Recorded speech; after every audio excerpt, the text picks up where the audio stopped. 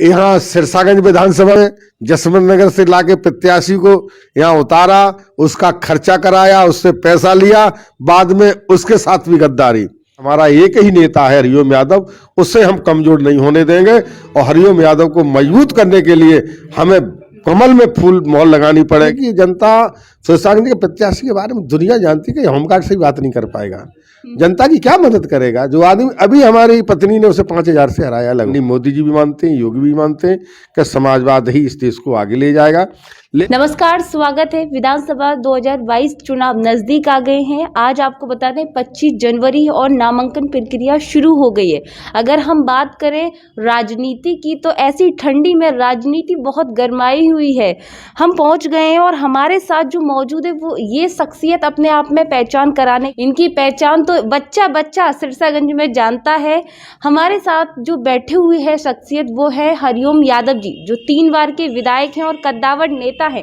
तो इनसे सीधे बात करेंगे और जानेंगे, चूंकि ये समाजवादी पार्टी में थे, पूरा जीवन इन्होंने समाजवादी पार्टी में दिया, अब भाजपा का दामन थामा है, तो अब क्या हो रहा है, कितना बदलाव है, जनता कितने सपोर्ट में है, क्या कुछ कहना चाहते हैं? स्वागत है विधायक जी। पहला सवाल, आप समाजवादी पार्टी में थे, पूरा जीवन आपने दिया, आखिर ऐसा क्या हुआ समाजवादी पार्टी में जो आपको भाजपा हाथ थामना पड़ा भाजपा से? देखिए, आपको बहुत बहुत धन्यवाद।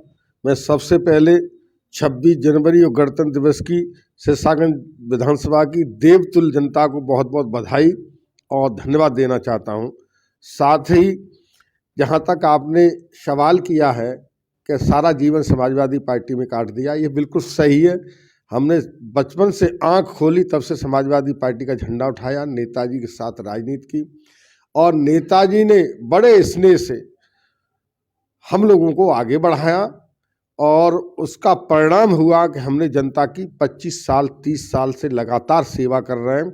और कहीं भी आप विधानसभा में चले जाइए, कोई जनता का आदमी हमारी शिकायत या व्यक्तिगत आरोप हम पर नहीं लगा सकता, न तो विकास के मामले में, न मिलने के मामले में, न सेवा के मामले में और न बेईमानी के मामले में। जो इतनी ईमानदारी से हमने राजनीति की है, उससे ज़्यादा ईमानदारी से राजनीति कोई व्यक्ति कर नहीं सकता। और उसका परिणाम रहा कि जनता ने हमें भरपूर स्नेह और प्यार दिया।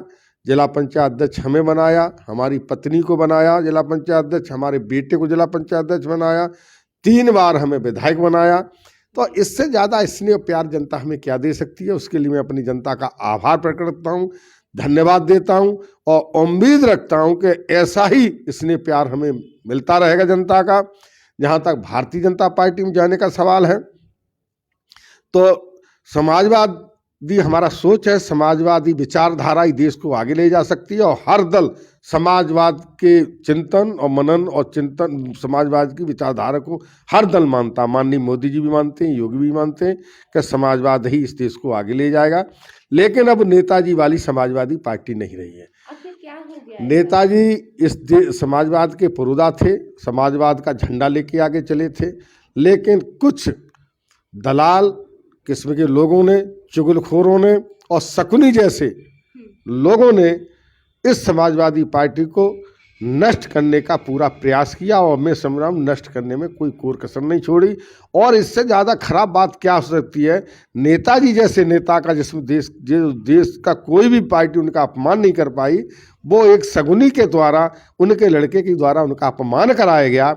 और उनका ही अपमान नहीं, शिवपाल सिंह जैसा नेता, जो देश के बड़े नेता हैं, नेताजी के साथ समाजवादी पार्टी बना में, नेताजी के बाद नंबर 2 में उन्हीं का योगदान है, उनको अपमानित किया गया, पार्टी से बाहर रखा गया और अभी भी उनके साथ धोखा दिया गया। वायदा किया गया कि उनके प्रत्याशियों को, जीतने वाले प्रत्याशियों को टिकट दी जाएंगी, तो उनको भी धोखा दिया गया और सिर्फ एक ही टिकट वो जसवंत नगर की दी गई। इससे ज़्यादा उन्हें अपमानित और क्या किया जा सकता है? कौन लोग हैं ये जो धोखा दिया जा रहा है? अब पूरा देश जानता है, प्रदेश जानता है।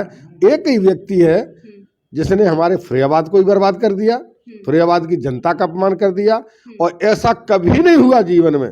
नेताजी हम लोगों को टिकट देने के बाद पैसा देते थे, रुपया देते चुनाव लड़ने के लिए, लेकिन पहली बार यहाँ पिता पुत्र ने टिकटें बेची हैं। पूरा प्रदेश, जिले का बच्चा बच्चा जानता है, जसराना की टिकट 8-10 करोड़ में बेची गई, शुकाबाद की टिकट बेची गई, सिरसागंज की टिकट बेची गई, जसराना की टिकट बेची गई, तो कौन सी फरियाबाद की टिकट में कौन सी टिकट नहीं जो कार्यकर्ता के हिसाब से दी गई, सब बेची गई है। विधायक जी, मेरा दूसरा सवाल, चूंकि अब विधानसभा चुनाव नजदीक आते जा रहे हैं, तो अब भाजपा में आप शामिल हो गए, तो किस तरह से आपकी तैयारियां चल रही हैं, चुनाव प्रचार किस तरह से कर रहे हैं, क्या उम्मीदें हैं? और जिस तरह से जनता आपको समाजवादी पार्टी में देखती थी, अब भाजपा में वैसे देख रही है, वैसे प्यार और स्नेह मिल रहा है? देखिए, उससे ज़्यादा मिल रहा है। भारतीय जनता पार्टी का वर्कर, भारतीय जनता पार्टी का वोटर और भारतीय जनता पार्टी के कार्यकर्ता नेता, जब से हमारा इतना जोश उत्साह है कि पहले से ज़्यादा दूनी ताकत से हमारे साथ लगे हुए, पूरा स्नेह प्यार हमें दे रहे हैं। और जहाँ तक सपा के कार्यकर्ता का सवाल है, तो हमने समाजवादी पार्टी में राजनीति के हमारे सबसे सीधे संबंध हैं। उन सब लोगों का ये कहना कि हमारा एक ही नेता है हरिओम यादव, उससे हम कमज़ोर नहीं होने देंगे। और हरिओम यादव को मजबूत करने के लिए हमें कमल में फूल मोहर लगानी पड़ेगी। तो कमल के फूल वाला बटन दबाकर हम हरिओम यादव को भारी बहुमत से विजयी बनाएंगे। अच्छा, जैसा कि अगर देखा जाए कि सामने टक्कर भी होती है, अभी जैसे प्रदेश की राजनीति की बात करें तो सपा बनाम भाजपा, लेकिन अगर फिरोजाबाद की खासकर सिरसागंज सीट की बात करें तो किससे फाइट है आपकी? देखिए, यहाँ कोई सिरसागंज में कोई लड़ाई नहीं है। हाँ। सिरसागंज का प्रत्याशी या सिरसागंज, जबकि उसको जिताने के लिए पूरी समाजवादी पार्टी और दोनों जो फरियाबाद के लंबरदार बनते हैं, पिता पुत्र दोनों लगे रहे हराने में, तब नहीं हरा पाए। तो अब क्या हमें हरा पाएंगे इतने बड़े क्षेत्र में?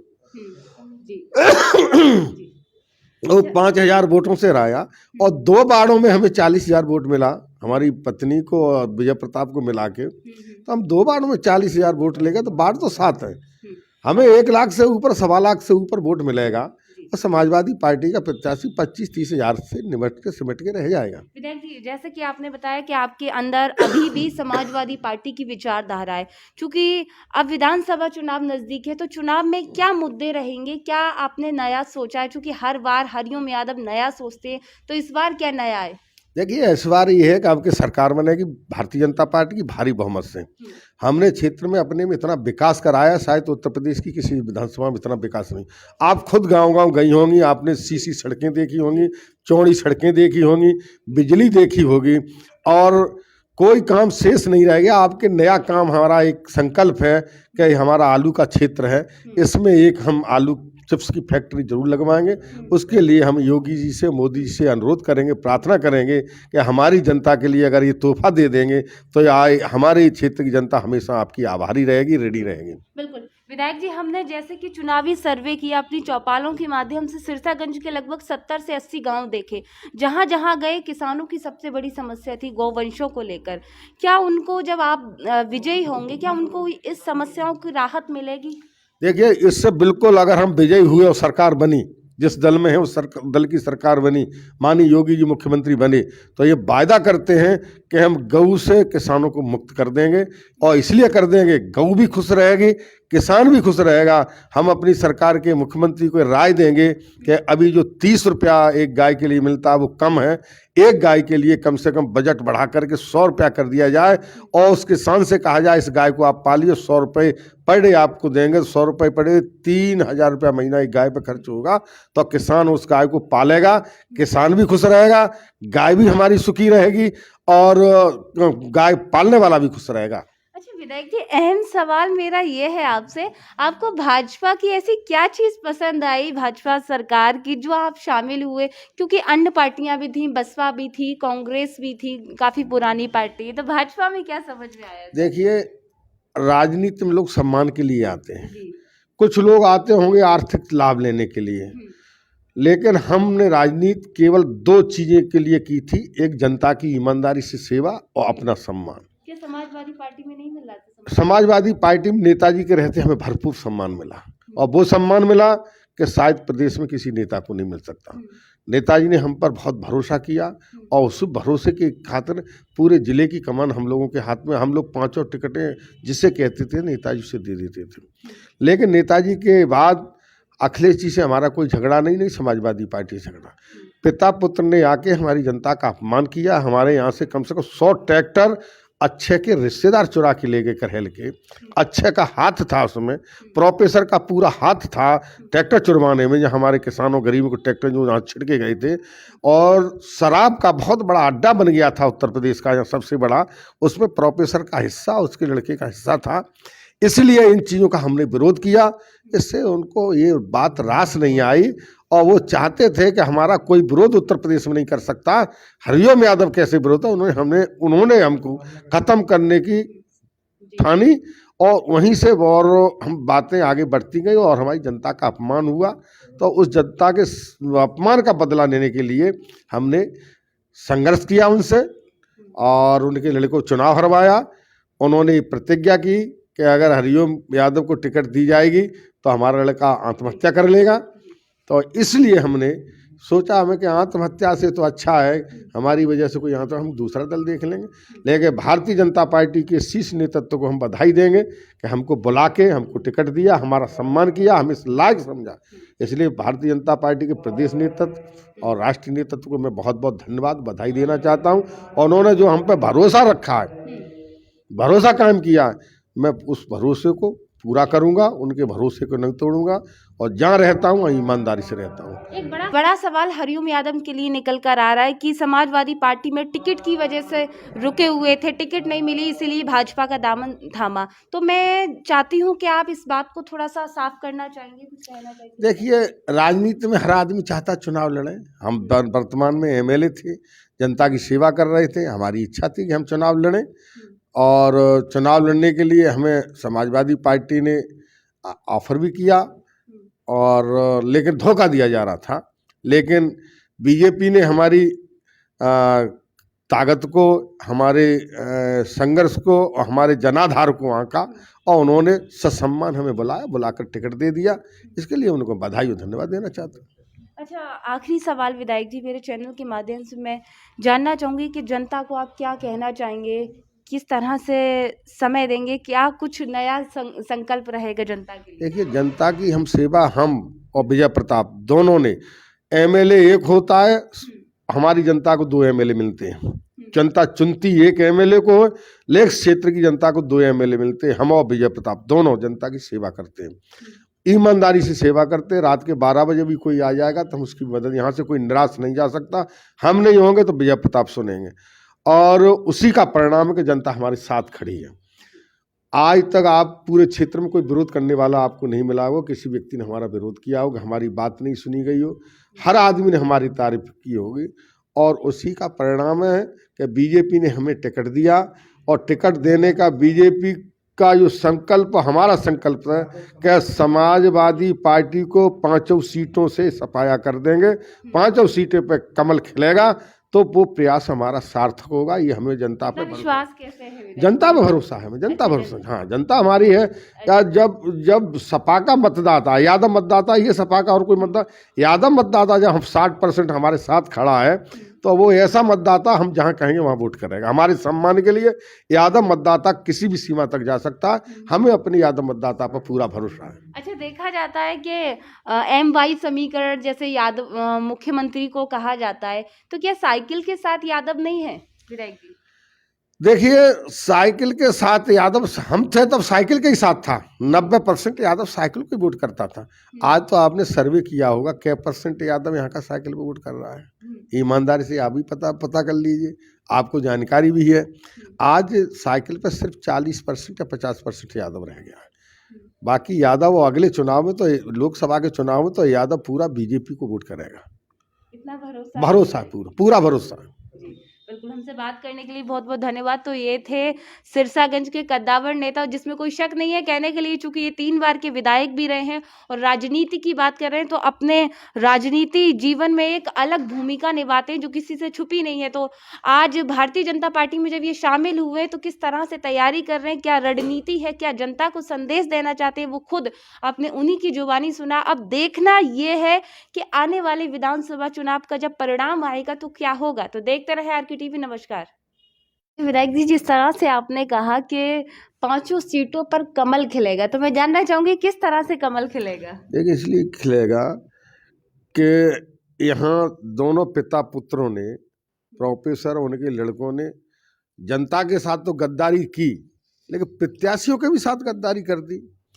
देखिए, गद्दारी का पहला उदाहरण यहाँ सिरसागंज विधानसभा में जसवंत नगर से लाके प्रत्याशी को यहाँ उतारा, उसका खर्चा कराया, उससे पैसा लिया, बाद में उसके साथ भी गद्दारी।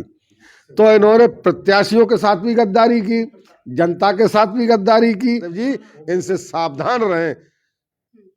मैंने कह दिया, एक भी प्रत्याशी चुनाव की लड़ाई में नहीं है, न तो जसराना का प्रत्याशी लड़ाई में, न सिरसागंज का प्रत्याशी लड़ाई में, न शिकावाद विधानसभा का प्रत्याशी लड़ाई में, न फरियाबाद का प्रत्याशी लड़ाई में। एक तरफा चुनाव है। और न टूंडला का प्रत्याशी लड़ाई में। एक तरफा बीजेपी 5 सीटें बाकोबल ले रही है और भारी बहुमत से कमल खिल रहा है। अगर विधायक जी, अगर हम देखें शिकोहाबाद का, तो शिकोहाबाद में भी बहुत पुराने नेता थे रघुवर दयाल जी के, तो ओम प्रकाश वर्मा जो कि भाजपा में शामिल हो गए, तो क्या लगता है वहां से भी कमल, या क्योंकि वर्मा वर्मा है दोनों? देखिए, यहाँ कमल खिलेगा। जो सपा ने प्रत्याशी बनाया उसने यादवों के साथ बहुत शोषण उत्पीड़न किया। भारतीय जनता पार्टी की सरकार थी, एमएलए थे, तो यादवों के मिट्टी बालू के ट्रैक्टर खुद रोक के जो एमएलए खड़ा हो जाता हो, इससे घटिया प्रत्याशी और कौन हो सकता? क्या यादव उसको वोट दे देंगे? सपा के कार्यकर्ता उसको वोट दे देंगे? तो ये मैं अपनी जनता से अपील करना चाहता हूँ, ये चुनाव समाजवादी पार्टी अखिलेश का नहीं है। ये चुनाव यहाँ प्रोफेसर रामगोपाल उनके लड़के वर्ष जनता के सम्मान का चुनाव है। इसलिए यहाँ की जनता प्रोफेसर और उनके लड़के को यहाँ से वापस से पे भेजना चाहती है। यहाँ इनकी शक्ल ये जनता अब देखना नहीं चाहती है। मेरी जनता से अपील है कि ये सम्मान की लड़ाई है। इन सम्मान की लड़ाई में इसमें न तो सपा हारेगी न अखिलेश हारेंगे। अगर सपा जीतेगी तो प्रोफेसर रामगोपाल उनका लड़का जीतेगा, और सपा हारेगी तो रामगोपाल और उनका लड़का हारेगा। और जनता, और अगर सपा जीत गई तो जनता हारेगी यहाँ। इसलिए जनता अपनी जीत चाहती है तो कमल के फूल का बटन दबाएं और प्रोफेसर रामगोपाल उनके लड़के को यहाँ से विदा कर दें। ये हमारी जनता से अपील है।